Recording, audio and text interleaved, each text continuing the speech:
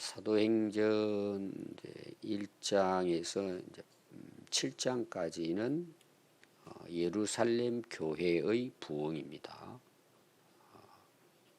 그리고 오늘 이제 우리가 읽은 이 8장부터 12장은 유대와 사마리아에 대한 복음 증거라고 볼 수가 있습니다. 그리고 이제 나머지 부분은 온 땅으로 복음이 전파되는 그런 기록이 사도행전에 기록되어 있습니다. 그럼 온 땅까지 복음이 전거되게 하는 데 있어서 하나의 이제 동기가 있습니다. 기점이 있어요. 그게 뭐냐면 예루살렘 교회의 핍박입니다. 그 핍박이 누굴부터 시작이 되느냐 하면 스데반으로부터 시작이 됩니다. 스데반이 어제 우리 말씀에 순교를 당합니다. 당하고 그걸 기점으로 해서 예루살렘 교회에 큰 박해가 시작이 됩니다. 근데 그 박해는 사실 성도들에게는 어떻게 보면 참 죽음이죠. 고통이고 고난입니다. 그런데 하나님은 그 박해를 통해서 사도행전 1장 8절에 나오는 말씀을 하나님은 이루어 가시는 것입니다. 예를 들면 예루살렘 교회가 한번 베드로가 설교하는데 3,000명, 5,000명이 믿게 되죠. 엄청난 대부흥입니다. 그 당시로 보면 지금도 마찬가지죠. 이런 일이 일어난다는 게 쉽지 않잖아요. 엄청난 예루살렘 교회에 부흥의 역사가 일어납니다. 우리가 6장에도 봤지만 이 예루살렘 교회가 부흥되니까 일어나는 문제점이 생겨났죠. 분쟁이 일어나고 갑자기 이제 교회가 성장하게 되니까 부작용도 엄청 많이 생깁니다. 근데 그 중에 하나가 뭐냐 하면 오늘 우리 교회로 한번 봅시다. 교회가 계속해서 부흥이 되는 거예요. 그것도 막 대부흥이 일어나는 것입니다. 수천 명이 그냥 한순간에 모여들게 됩니다. 그러면은 오늘 우리 그 교회가 그렇게 부흥이 되면 어떤 일이 일어날 것 같아요? 굉장히 기쁜 일이죠. 막 교회가 굉장히 이제 활력이 있겠죠. 그러다 보니까 무슨 문제가 생길까요? 안주하는 거예요, 안주. 지금 우리 한국 교회가 80년, 90년대가 대부흥의 기간이었습니다. 제가 이번 이제 지난주 국민일보 통계가 나왔어요. 한국 교회 중에서도 가장 큰 교단이죠. 그 큰 교단에서 10년 전부터 해서 그 교회의 통계를 보고를 했더라고요. 근데 10년 지난 지금 작년에까지 10년 사이에 그 교단이 몇 명이 감소가 됐느냐? 50만 명이 감소가 됐습니다. 10년 사이에. 그럼 1년에 5만 명씩 감소가 됐다는 거죠. 물론 이제 그 교단은 제일 큰 교단입니다. 우리 한국에서는. 엄청난 부흥의 역사가 일어났다가 지금은 우리 한국 교회가 감소되는 상황입니다. 상당히 많이 어떻게 보면은 반토막이라도 볼 수 있어요. 전체적으로 봤을 때 통계적으로. 왜 이런 현상이 일어날까? 똑같은 현상이에요. 교회가 부흥되고 안정되고 평안하면은 결국은 안주하게 됩니다. 그것은 우리 개인의 삶도 마찬가지입니다. 어려움이 없고 고난이 없고 건강하고 평안하고 살아가는데 아무 문제가 없으면 참 이게 얼마나 하나님의 은혜고 복일까요? 그런데 대부분의 사람들은 안주해버립니다. 이 안주가 뭘까요? 세속화된다는 내용이에요.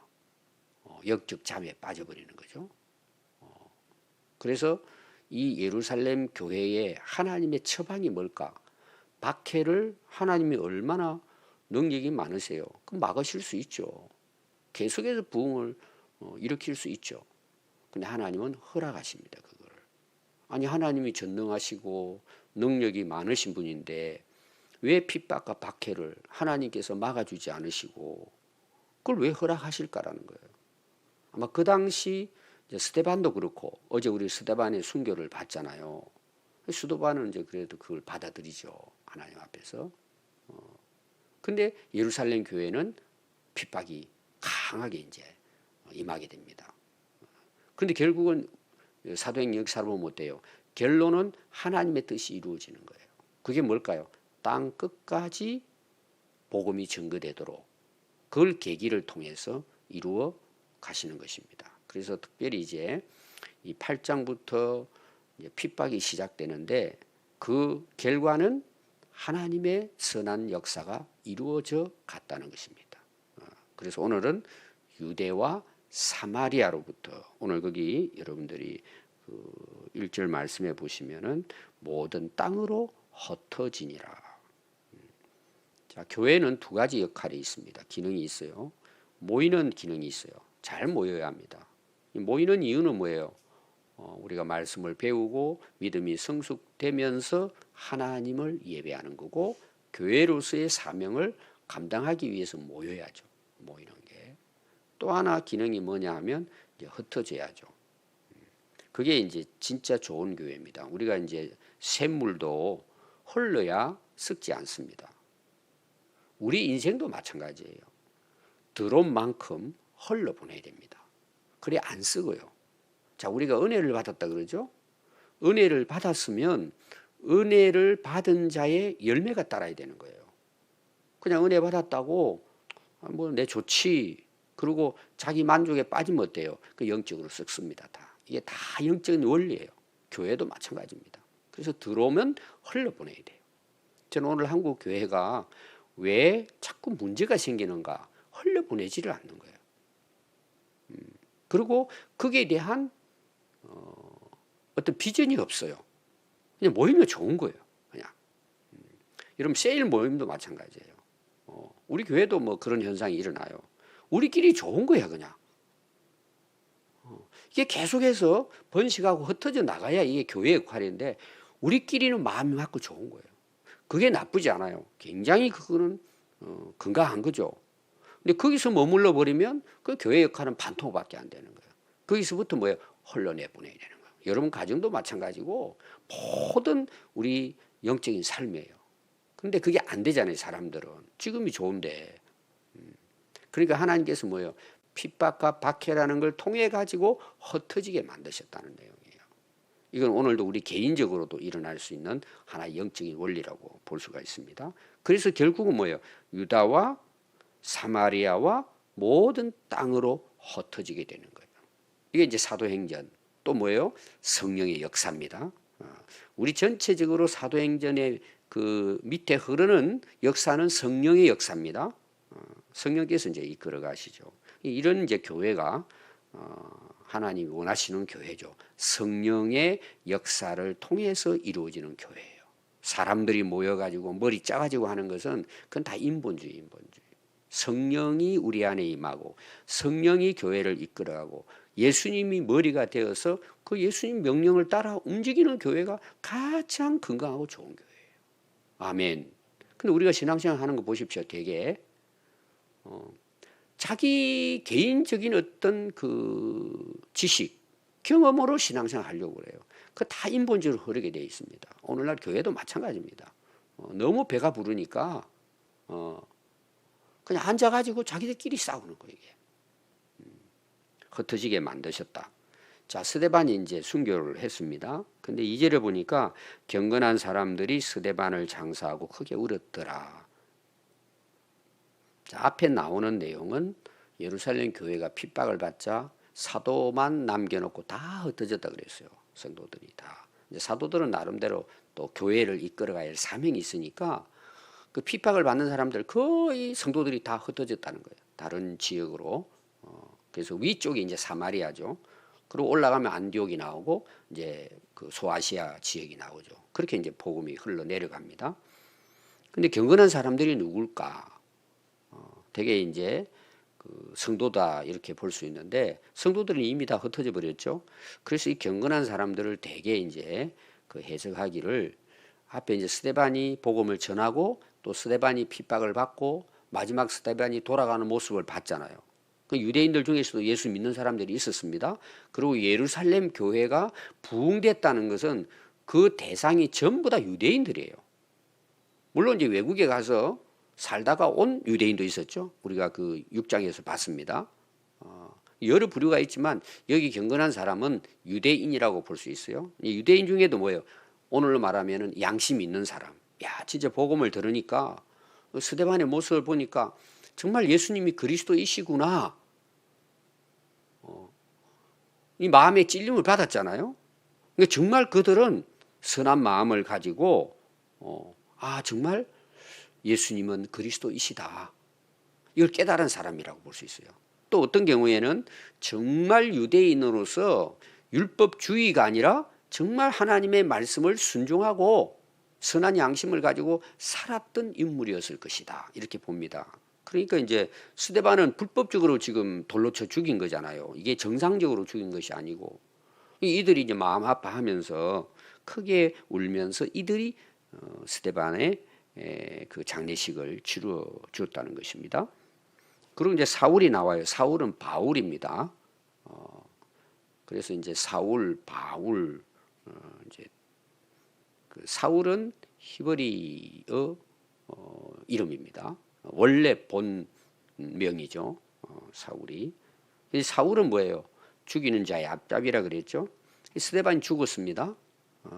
그러니까 자기가 책임질 테니까 죽이라는 거예요. 앞에서 우리가 어제 말씀 봤습니다. 마땅히 여겼다. 이거는 자기가 정당한 죽음이라는 것에 대해서 자기가 나서 가지고 죽였다. 이런 이제 표현이 되는 것입니다.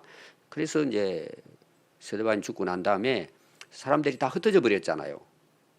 그러면 예루살렘 지역을 떠났으면은 그 정도로 하면 되는데 이 사울은 어떻게 했다고요? 교회를 잔멸할세 각 집에 들어가 남녀를 끌어다가 옥에 넘기니라 그랬어요.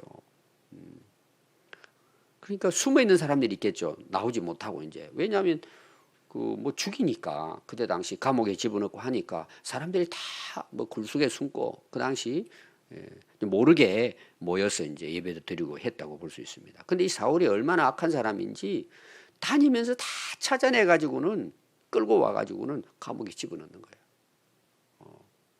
그래서 우리가 그 사도행전 26장에서 자기 그 간정 사울이 했다 그랬죠. 사도행전에.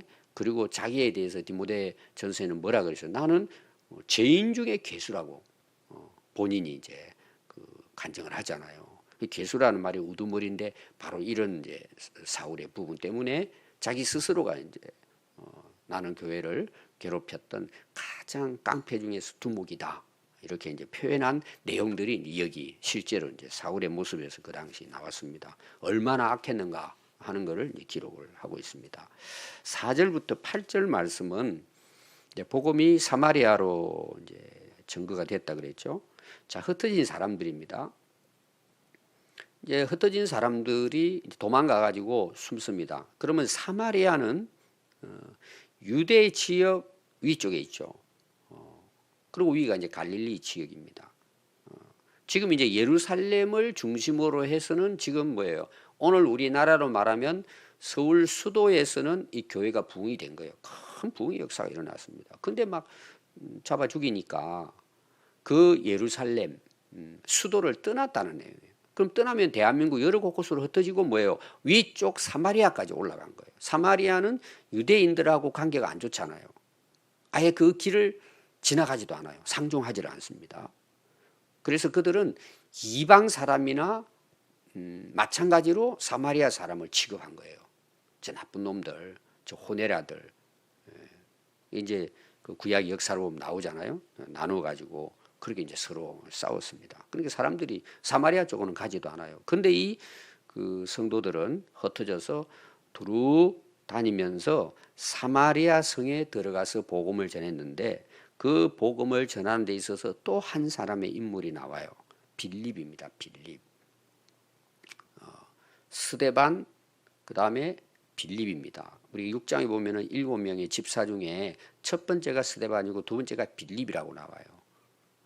여러분들이 이제 그 외국의 기독교 문화권에 있는 그 집안에는 필립이라는 이름을 많이 씁니다. 빌립을 이야기합니다. 빌립이 굉장히 많습니다. 스데반이라는 이름도 있어요. 또 바울이라는 이름은 폴이라는 이름 너무 많고, 근데 되게 이제 빌립에 대해서는 잘 모릅니다. 스데반에 대해서도 그래요. 그냥 순교했다 그러는데 실제로 그들의 모습을 보면 대단한 인물이라 제가 그랬죠. 스데반 집사, 또 오늘 빌립 집사, 여러분들 오늘 한번 어떤 인물인지 보시기 바랍니다. 두루다님이 복음을 전할새 빌립은 사마리아 성에 내려가서 그리스도를 백성에게 전파했다 그랬어요. 자, 뭘 전파했다 그러죠? 그리스도를 전파했다 그랬어요. 증인은 뭐예요? 예수님의 증인이에요. 이제 증인하고 전도는 사실 같은 거거든요. 내가 예수님을 증거했어요. 예수님을 증거했더니 그것이 뭐예요? 그 사람에게 전달이 된 거예요. 그것이 전도입니다. 도는 예수님을 가리키잖아요. 복음. 전은 뭐예요? 전한다는 거잖아요. 그럼 누가 그걸 해요? 예수님의 증인들이 하는 거예요. 여러분들 이런 거를 정확하게 구분할 필요가 있어요. 그래서 전도가 뭐냐? 그리스도의 증인이에요. 예수님을 증언하는 거예요. 예수님은 우리의 그리스도다. 우리의 구주시다. 이 땅에 우리의 구원자는 오직 예수님뿐이다. 예수님에 대해서 전하는 거예요. 우리가 예수님에 대해서 알아야 되겠죠. 그러니까 여러분들이 복음서에서 예수님에 대한 걸 여러분들이 이해를 해야 되고 분명히 그 다음에 사도들이 어떻게 예수님을 증거했을까? 그게 사도행전의 내용에 나오는 것입니다. 그러니까 모든 우리가 전도라고 했을 때는 우리는 그리스도를 증거하는 증인들이에요. 우리가 여러 가지 이제 교회에 대해서 그 사람들이 이해할 수 있도록 뭐 교회의 좋은 부분들, 예수 믿으면 좋은 부분들 이런 이제 이야기도 하지만 실제 복음의 핵심은 뭐예요? 예수님은 우리의 그리스도이시다. 우리의 죄를 위해 십자가에 다 돌아가시고 해결해 주셨기 때문에 우리가 제사함 받고 영생 얻고 구원받기 위해서는 하나님이 보내신 그 예수님을 우리가 믿을 때 가능하다는 거예요. 이게 복음이에요. 우리는 이걸 증거하는 거예요. 우리가 쉽게는 그러잖아요. 예수 믿으십시오. 또 뭐 교회 나오십시오. 쉽게는 하지만 복음 증거의 핵심은 뭐라고요? 그리스도를 전하는 것이다. 그 중에 특별히 우리가 전해야 될 복음이 뭐예요? 예수님은 부활하셨다. 이건 굉장한 복음이에요. 사실은 사도행전의 복음의 핵심은 부활의 복음이에요. 부활의 증인들이에요. 그래서 우리가 꼭 전도에 대해서 생각할 때는 그리스도를 전하는 증인이다. 그게 전도다. 그리고 믿고 안 믿고는 누가 결정해요? 그건 자기들이 하는 거예요. 그러니까 우리가 분명하게 뭐 믿는 건 자기 선택이지만 성령의 역사지만 우리가 해야 될 것은 뭐예요? 그리스도를 전하는 것. 이거는 교회 교육도 마찬가지고 자녀 교육도 마찬가지예요. 우리 성도들도 마찬가지. 이게 안 되는데 여러분 신앙생활이 되겠습니까? 이 신앙생활의 이 기초가 딱 무너져 버리면요, 교회는 그냥 종교생활이에요. 앞에 이제 제가 그 사울에 대한 이야기를 좀 더 드리면 이거예요. 사울은 굉장히 열심 있는 사람이에요. 그 당시 유대교로 보면은 최고의 열성분자예요. 정말 율법주의자로서 자기 개인적으로는 뭐예요? 하나님께 대한 열심이 있는 거예요. 그 열심이 어떻게 나타났어요? 예수 믿는 사람들을 죽이고 감옥에 집어넣는 열심으로 나타났잖아요. 그 당시 사울은 그게 하나님을 섬기는 데 있어서 최고의 삶이라고 자기는 깨달은 거예요. 그것이. 근데 왜 예수 믿는 사람을 죽였어요? 그리스도를 몰랐기 때문에. 이게 이제 사도행전에서 이제 9장에 넘어가면은 바울이 예수님 만나고 그가 예수님의 증인으로서 생명을 거는 이유가 뭐예요? 예수님이 그리스도라는 걸 그가 깨닫게 되잖아요. 오늘날 교회 안에서 그냥 교회 생활 열심히 하는 것이 그 사람의 신앙이라고 착각하는 경우가 많아요. 전혀 다른 거예요, 여러분. 어떤 사람은 그냥 교회에 정말 교회 나오는 게 좋아요, 그냥. 어떻게 보면 취미 생활 중에는 괜찮아요. 절에 가고 하는 것보다는 교회가 좋다. 뭐 찬양도 부르고 성도들하고 뭐 봉사활동도 하고 굉장히 우리 그 한국 교회 성도들 중에는 봉사, 선한 일 하는 거, 선행을 베푸는 거 이게 그냥 바닥에 깔려 있어요. 그게 이제 캐톨릭이라 보면 돼요. 그러니까 예수님하고는 상관없이 그냥 좋은 거예요. 선한 일하고 좋은 일을 하면 뭐 복도 받고 잘 되겠지. 그리스도 없는 열심은 그건 아무런 의미가 없어요. 그건 자기 열심이 자기 열심. 대개 교회를 힘들게 하는 사람들의 모습이 이런 모습이에요. 그리스도는 없는데 열심히 하는 거예요. 그럼 어떻게 열심히 해요? 자기 열심히 해요. 그러니까 자기가 좀 뭐 교회 와서 좀 뭐라 그럴까요? 기분이 상했다. 그럼 뭐 그냥 뭐 교회 뭐 하나님 생각도 안 하고 자기 기분대로 행동해버려요. 그 사람들 때문에 교회가 지금도 마찬가지입니다. 교회 안에서 직분을 가진 사람 중에서도 교회를 교회답지 못하게 만드는 주요인들이 뭐냐 하면 그리스도 없는 열심이에요. 내가 받은 그 은혜, 그 감사 때문에 그리스도를 위해서 살아야 되는데 자기 열심으로 오히려 뭐예요? 사울과 비슷하게 복음의 방해자가 되고 교회의 방해자가 되고 예수를 핍박하는데 앞잡이가 될 수 있어요. 여러분 이게 오늘 교회 안에 굉장히 많이 들어와 있습니다. 세속화 되어버린 거죠. 그리고도 교회는 그 숫자를 자랑해요. 여러분 숫자는 허수라는 걸 꼭 기억해야 돼요. 하나님은 다수를 원치 않았다 그랬죠. 이스라엘 백성들을 광야에 이끌어갈 때. 그래서 그리스도가 우리의 복음의 핵심일 뿐만 아니라 내 신앙의 근거예요. 이거 안 되면은 참 헛된 신앙생활을 하는 것입니다. 꼭 여러분 기억하십시오. 그 한 대표가 사울이에요. 그럼 그리스도가 들어오니까 어떻게 돼요? 정말 하나님이 기뻐하시는 일에 목숨을 걸잖아요. 이게 완전히 앞뒤가 다른 거죠. 그리스도를 중심으로. 빌립도 마찬가지입니다. 그리스도를 증거합니다. 그래서 어떤 역사가 일어나느냐? 무리가 빌립의 말도 듣고 이 복음입니다. 그 말이 뭐죠? 그리스도에 대한 거죠. 들었다는 말은 여기서 뭘 이야기하냐? 믿었다는 의미예요. 앞에서는 뭐예요? 마음에 찔림 받았지만 죽였잖아요. 스데반을 들었고 그런데 이 그리스도를 전하니까 표적도 일어나는 거예요. 자, 표적은 그 빌립이 행하는 게 아닙니다. 그리스도의 복음이 증거될 때 성령 하나님께서 역사하시는 내용이에요. 여러분 이런 것도 잘 이해해야 됩니다. 여러분 은사주의자를 따르는 위험이 이런 거예요. 복음을 전할 때 성령께서 표적도 행하시는 거예요. 이거는 빌립이 행하는 게 아닙니다. 또 한 마음으로 그가 하는 말을 따르더라 그랬죠. 따른다는 말은 제자라는 말이잖아요. 믿었다는 내용이에요. 듣고 믿게 됐다는 거예요. 사마리아에 있는 사람들이. 그럼 여러분 빌립이라든지 그 당시 성도들은 다 유대인들이에요. 그러죠? 사마리아 사람들은 상종도 안 해요. 근데 복음은 뭐예요? 민족주의, 국가주의나 어떤 사상에 매이지 않아요. 인종차별 있을 수가 없어요. 복음은 땅 끝까지 증거돼야 돼요. 왜 그러죠? 성령이 임하면 땅 끝까지 내 증인이에요.